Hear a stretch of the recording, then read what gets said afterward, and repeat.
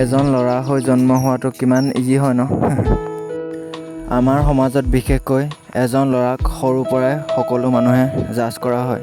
যদিহে ল'ৰাজনৰ দেউতাক এজন সফল ব্যক্তি নহয়, তেনেহ'লে সি যিমানখিনি হয়তো ৰেচপেক্ট ডিজাৰ্ভ কৰে, সিমানখিনি হয়তো ৰেচপেক্ট দিয়া নাযায়।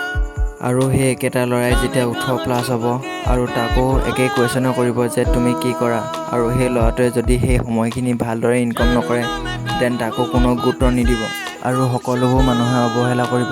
আৰু কিছুমান ল'ৰাই 30 বছৰ বয়সত বুজি পায়, যদি তাক এটা হেল্ডি লাইফষ্টাইল, লাক্সাৰিয়াছ লাইফষ্টাইল লাগে, দেন সি হাৰ্ডৱৰ্ক কৰিব লাগিব।